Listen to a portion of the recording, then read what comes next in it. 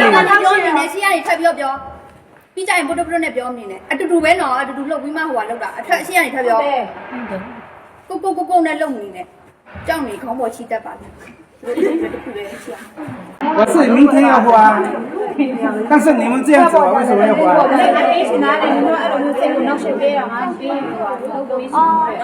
你跟他说你们威胁我。我亲吵架的。你威胁他。အားလုံးပဲမင်္ဂလာပါဗျာကျွန်တော်ကတော့ခွန်မိုးဒီပါဗျာအခုတင်ငယ်ချင်းတွေကိုကျွန်တော်တင်ဆက်ပေးချင်တဲ့ဗီဒီယိုလေးကတော့တရုတ်ပြည်ကဒါစက်ရုံတစ်ခုမှာအလုပ်လုပ်နေတဲ့မြန်မာမျိုးသမီးလေးတွေကပေါ့နော်ပုံမှန်ရနေကြလားစားတဲ့ဒါကြော်နေပြီးရလာလို့ဆိုပြီးတော့ဒါဝိုင်းဝန်းပြီးပြောဆိုနေတဲ့ဗီဒီယိုလေးပဲဖြစ်ပါတယ်ဗျာဗီဒီယိုလေးထဲမှာဆိုရင်အကြောင်းစုံလေးပြောပြပေးထားတယ်ဗျာဒါကြောင့်မလို့ဗီဒီယိုလေးကိုအဆုံးထိလိုက်ပါကြည့်ရှုပေးဖို့ဖိတ်ခေါ်ချင်ပါတယ်ဗျာဘောလုံးလာပြီးမှမီးပိတ်တာလေပြောလိုက်မယ်ငါတို့ညဆိုင်ရှင်းတယ်ကွာအဲ့တော့ငါတို့လှဆလည်းနေတယ်လှဆတော့လည်းရတယ်ခိုက်ရည်လည်းမရဟုတ်တယ်မလားအဲ့တော့ညဆိုင်ရှင်းတာငါတို့ကဘာလဲအဲ့လေ他们就是哎，上面俺说这个咱们是哪里的？俺家咱现在不要但是你那么严，为什么站在那旁边被关呢？为了你啊，你多背的来的。不，杜妈妈背不来，哎，他们阿公话背没说，俺都背来的嘞。杜妈妈是哪？杜妈妈哎，俺都背来的。俺们谁都说，我们现在都来的，要当没的。你咋办来的？说他去光的吧？为什么那么别人不光他去？他都到半夜那都背的，要俺都背的。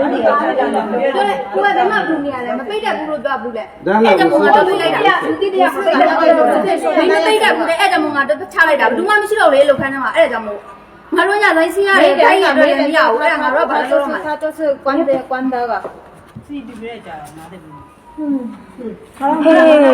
စီတီပြအဲ့လိုတန်းကြားလို့လားတီးပြီးတော့စီတီပြအဲ့လိုတန်းကြားအရင်ပြောနေရလဲကြားမှာပေါ့မဟုတ်ဘူးလားအခုကတယောက်ကပြောလို့ပေါ့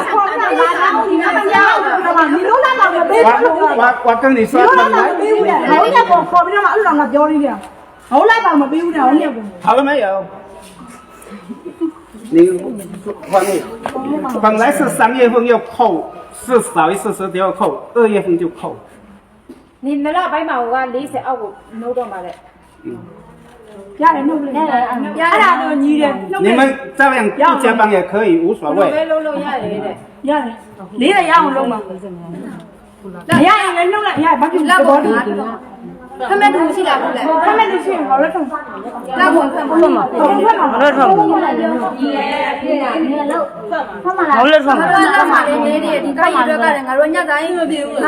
那啥，哎，看一嘛，俺这都被人伢咱说了现在喏，哎，伢咱现在，俺说你咱现在拉茶来嘛，要不来的，空弄到嘞，俺说把这讲的嘞。我俺说在这路时间等没路呀，拉茶来，拉茶不蛮好，俺说。这个在这路等没呀，我感觉怎么感觉来哪吧？你们阿伯那个人装龙啊没？时间你等没呢？俺说俺们拉茶来那的，怎么样都可以，但是他都是这月底就他要走了。哪一个要走？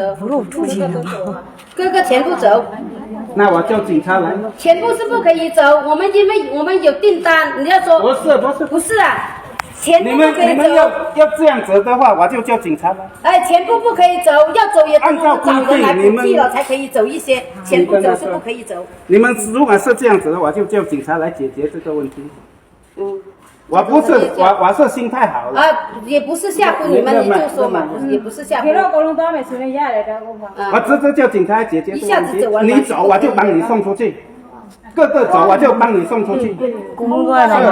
他红薯可能不用，你们都可以。是，你要走我就直接送出去，不留在中国。哇，你把一波被赖没了。你要这样子的话，我就这么做。你们做初一，我就做初一。哎，你妈比变不比没的，变嘛是不？啊，我都变就嘛变嘛我。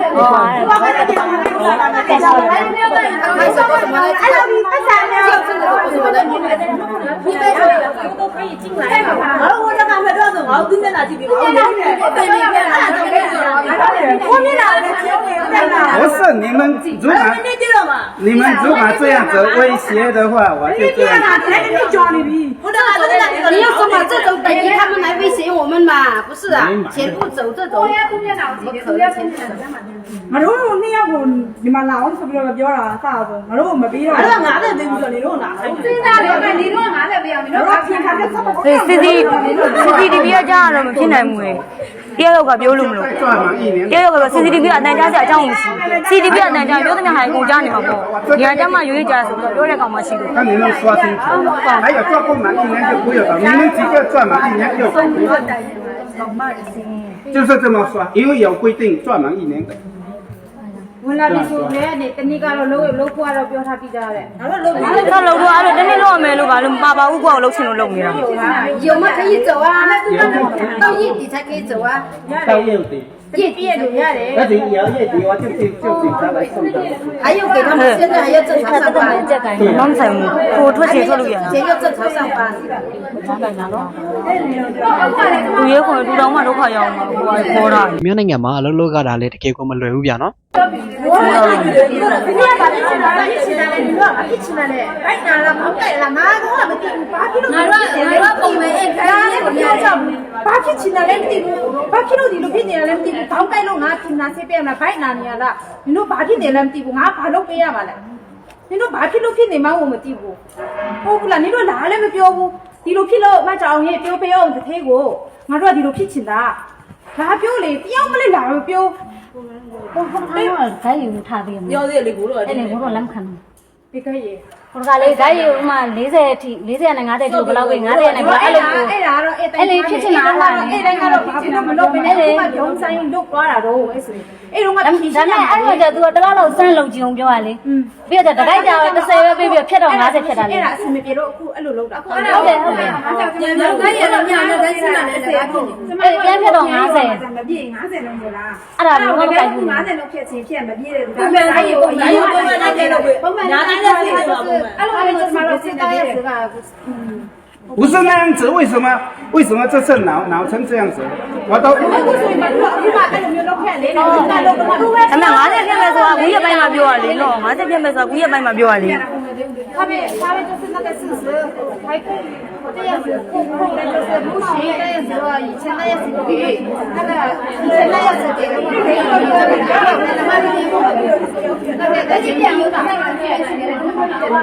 那怎么就代表来好好讲嘛？又怎么说？这个原因是这个原因，但是他们现在外面1500、1600，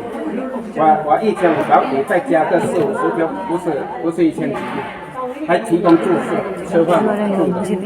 不是？你跟他们说。 အမေရင်တော့နေမလို့ဆို50ပြည့်မဲ့ဆိုတာ9ရက်ပိုင်းမှာပြောရတယ် 个个都一样，而且工业园区是你进来了，走了，直接送出去。还有那些走进来的照样收，保你在厂里没事，这些不是好的吗？对吧？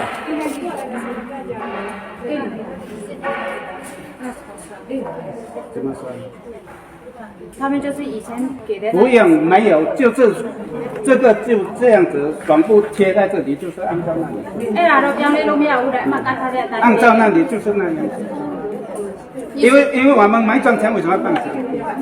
但是啊，人家没查呢，别那不罗罗，手看嘛都管的。哎呀，你做不满40条，我们租金、吃饭，还有税收。 租金、吃饭、税收都要钱，我怎么赚钱？我们要开个厂有什么意思？哎，那没有兄弟们，说都是那谁有分他的得跟屁股的，你是做过吗？是的。ဘလို့နေနေတော့ငါတို့လည်းနေနေတယ်နော် ငါတို့ငါးချက်တော့ပုံမှန်အစားနဲ့လာခဲ့တယ်လို့မျိုးအခုကငါတို့ကနှစ်ကြလေးလက်စားလေးနှစ်ကြလေးငါတို့ပုံမှန်တော့မလုပ်တဲ့စကွာစီတိုင်းနေရအောင်ဒီမှာနဲ့ဆေးစီကစောက်掉5块10条这条5块在那个原因那个原因也没办法，也要赚钱啊，哪里还有这个都。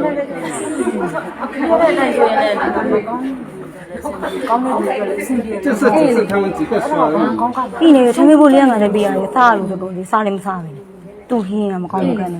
ဒီကငါတရားပေးရတယ် 就是按照上面那个做，这次我不罚你们，照样工作。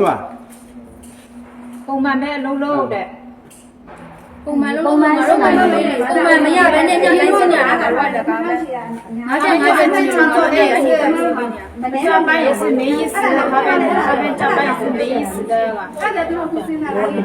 一10条是这个样子，那么他们做不满40条的还多呢。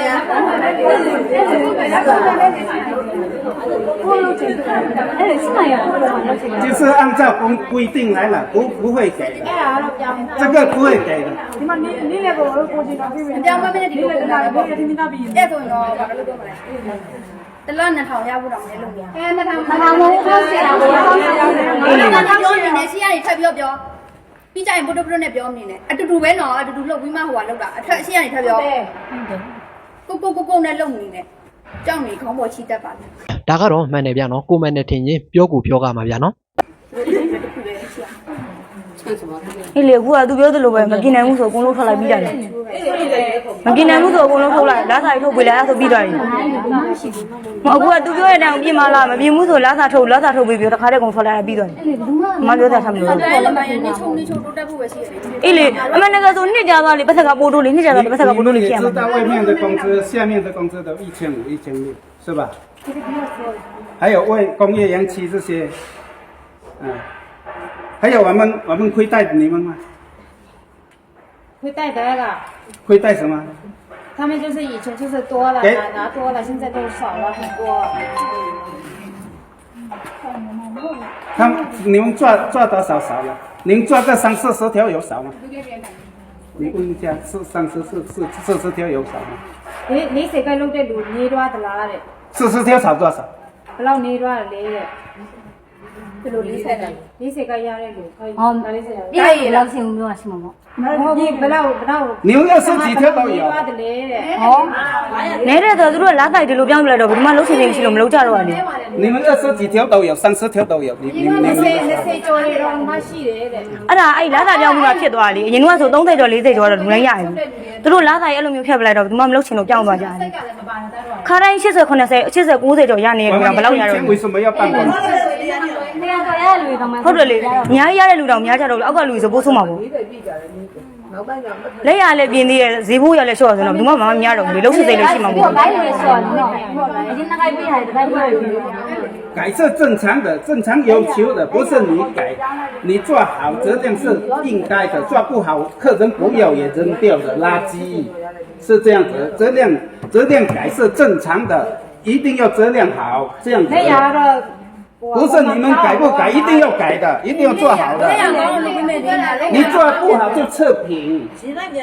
做不好就是等于衣服烂掉那种的。这质量不是质量好，不是皮这个问题的。အဲ့လေးကိုဘာလို့စပြင်နေပြီလေကော အာဖြစ်တယ်လို့ပြောတယ်နော်真的雷他亚们就是的边现在改过来了，那跟给的就以前一样，那样是闪耀。以前那样子不赚钱的，我们付了很多，我们亏了1年多的钱都没办法收回来。လို့ရှိရင်ကသူတို့ဘလို့မှကိုမကေနိုင်ဘူးတဲ့သူတို့ကရှုံးနေတာတဲ့တနည်းကြော်ပြီးတဲ့ ဒါလည်းတနည်းကြော်လည်းပြောလေခုနအေးပြောတာဘာမှပြောတနည်း 我们而且这是买订单，别人都休息，我们还有订单做，就是降下来才去招，这样子。 ဒီပဲမရှိတာ ဟိုအကလည်းနေသူတို့ပြင်းဖို့လိုက်ပြောမှာလေနော်ပြင်းဖို့လိုက်ပြောပြီးမကြိုက်တဲ့လူဆိုတော့ခါလေးထုတ်လိုက်လေဘာကိစ္စအများဟွာဖြစ်နေစက်ကလည်းသူမကြိုက်တဲ့လူထုတ်လိုက် အဖအကြီးချင်း9နှစ်နေအပြီး10နှစ်အပြီးနဲ့နည်းနည်းအောင်ကြည့်ပဲစားမဟုတ်ဘူးအမြင်တော့ စားဖို့ဖြတ်ခိုင်းတယ်ဆိုတော့အဲ့ခါမြန်ရောက်သွားတာလေ တခါကျတော့လဲရတယ်လည်းနည်းနည်း ငါတို့က5ချက်တိုးပြီဆိုပြီးတော့အချိန်ပိုရဲဆင်းပေးနေအောင်ငါတို့ပုံမှန်ငါတို့လို့ငါတို့စူးစမ်းရင်ငါတို့ရရတယ်နော်အဲ့ကြောင့်ငါတို့အချိန်ပိုဆိုတော့ဆင်းပေးညာ အခုကလုံးတယ်မရဘူးတော့မချင်ဘူး ကိုင်းကြီးလဲဆော့ပြီးမှငါတို့လုံးတိုင်းလုံးမှာအချိန်ပိုလဲဘာလို့လုံးတော့မှလဲငါတို့ဒီလားလုံးကြည့်ကြလေတို့ပြီးအဲ့တော့စမ်းတယ်ဘလို့မှကိုင်းရတယ်တက်သွဲရမှာပေးရမှာကိုင်း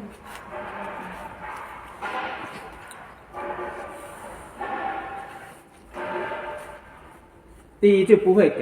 就按照那贴的那样子做。第二，不满1年的不能走，走不发工资。 အခုကပြောင်းနေတာမပြောင်းသေးဘူးတဲ့အဲ့မှာကတ်ထားတဲ့အတိုင်းဖြစ်သွားမှာတဲ့ 第三，像你们这样子的话，工资ဒီနေ့ပြီးတဲ့လူသွားလို့ရတယ်တဲ့ဒီနေ့မပြီးတဲ့လူသွားလို့မရဘူးတဲ့ ဟုတ်တော့လို့မရဘူးဆိုဘယ်လိုပြောတော့လို့မရဘူးဆိုဘယ်လိုပြော 像你们这样子工资，本来明天我想发工资，后天回家。 အစားတော့သူက10နှစ်ရဲ့မနေ့ဖြန်ကြရင်ပေးမလို့ပဲတဲ့ 但是我回不去，工资就等我回来，30号再还，28号。 ကိုသူလာမှပဲပေးလို့ပဲတဲ့ ဒါပေမဲ့သူတို့ကစားရနေပြင်ပါမယ်နော်ဒါက မလက်ထုတ်တဲ့နေတော့ပေးရမှာပဲလေသူလာမှဆိုသူကတက်လာတော့မလားမင်းလာတော့မလားငါတို့ကတော့ယူဆောင်နေတာ ငါတို့မှအဲ့လိုဘာကတော့မလဲငါတို့မရှိရပြီဆိုတော့ကြားမှမရှိရဘူး ပုံမှန်ငါတို့ရှိရမရှိရ 15ရက်နေရ15ရက်နေရ 是吧？我要回家，回家。 ရှိဘူးတဲ့15ရက်မှာ အဲ့ဒါလည်းမရှိရင်တော့ထုတ်ပေးခဲ့ရမှာလေနော်လေမရှိရင်တော့ထုတ်ပေးခဲ့ရမှာပေါ့ အဲ့ရောက်နိုင်တာတရုတ်ပြည်စေအောင်နေတာကြီး ပြီးနေတာတူပြီးရနာရငါတို့ ဒီလိုရှိရဲ့တောင်းဆို我好花了我是明天要花，但是你们这样子，我为什么要花？ အဲ့ပေးရှင်သားတယ်တို့အဲ့လိုမျိုးစိတ်ကိုနောက်ရှက်ပေးရမှာပေးဟိုလုပ်ပေးရှင် 你们不谢我好不好？ သူကဒါပုံမှန်ပြီးနေကြလာစာတိုင်းပြီးမယ်ဆိုရင်အခုလိုတွေဖြစ်လာစရာအကြောင်းကိုမရှိဘူးရနော် 你不是你们威胁我，知道吗？你跟他说你们威胁我， ငါတို့ကစိတ်ကိုချင်းချောက်ကြတယ်တဲ့ 你威胁产品。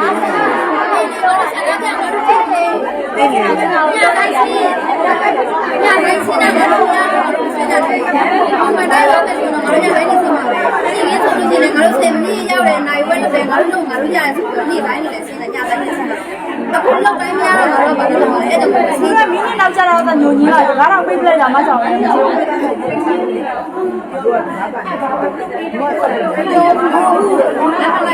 နေစီစီနေတဲ့ကြားရဆက်တယ်လေ တန်ကြရနော်ဟုတ်လား ငါတော့ဘယ်သူမှနဲ့ကြားကိုမကြောက် စက်တန်အနေနဲ့မကြားရပါဘူး ကြော်ပြီးလိုက်အေးရောက်တဲ့နေရာကို6ပြည့်တယ်အဆောင်ရောက်တဲ့နေရာထောက်ပေးလိုက်ပြောတဲ့နေရာ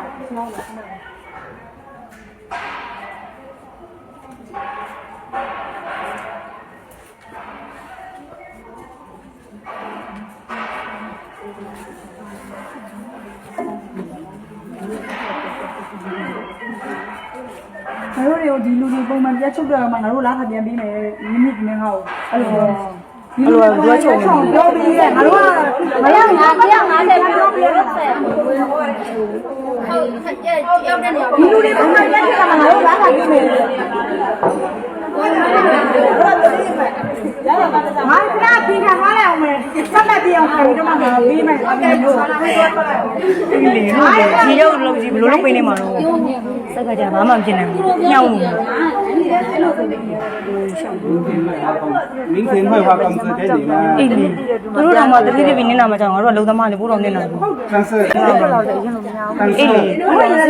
ဒီလိုလေးကတော့အလုပ်ကိုအရင်ကတည်းကပို့ပြီးတော့လုပ်ရပြင်မဲ့ပို့ပြီးတော့စူးစမ်းခဲ့ပြင်မဲ့လဲပေါ့နော်တာမန်ရနေကြလာစာတဲ့ရော့နေပြီးရလို့ဆိုပြီးတော့ပေါ့နော်ဒါစုဝေးပြီးပြောဆိုနေတာပဲဖြစ်ပါတယ်ဗျအခုလိုအရှင်နေမြန်မာပြည်နိုင်ငံကိုရောက်နေတာဖြစ်တာမို့လို့ဒါမြန်မာတွေအရှင်းရှင်းစစ်စစ်လုံးလုံးနဲ့ရှိပြီးကိုလိုချင်တဲ့အရာကိုရအောင်တောင်းဖို့လိုအပ်တယ်ဗျနော်ဗီဒီယိုလေးကတော့ဒီလောက်ပါပဲဗျဒီဗီဒီယိုလေးနဲ့ပတ်သက်ပြီးတော့လည်းတကယ်ချင်းတွေထင်မြင်ဝေဖန်သုံးသပ်ချက်လေးတွေကိုလည်း comment လေးမှာရေးပြီးသွားကြအောင်ဗျနော်စုံနေလိုက်ပါကြည့်ရှုပေးတဲ့အတွက်အားလုံးကိုကျေးဇူးပါဗျကျွန်တော်ရဲ့နောက်ထပ်ဗီဒီယိုလေးတွေမှာလည်းပြန်လည်ဆုံတွေ့ကြပါဦးမယ်ဗျ